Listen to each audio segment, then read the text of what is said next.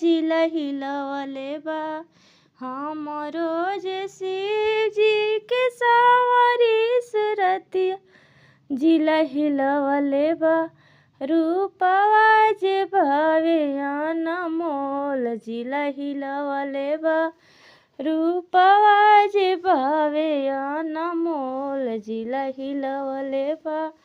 हमरो जे शिव जी के बड़े बड़े अखिया जिला हिलवले बा।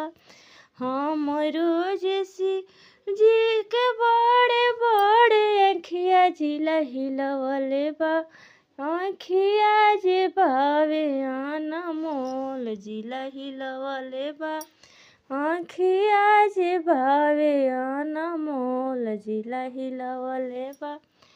हमरो जे शिव जी के बड़े बड़े जटवा जिला हिलवले बा। हमरो जे शिव जी के बड़े बड़े जटवा जिला हिलवले बा। जटवा से बहे गंगाधार जिला हिलवले बा। जटवा से बहे गंगाधार जिला हिलवले बा। हमरो जे शिव जी के सरफ के माला जिला हिलवले बा।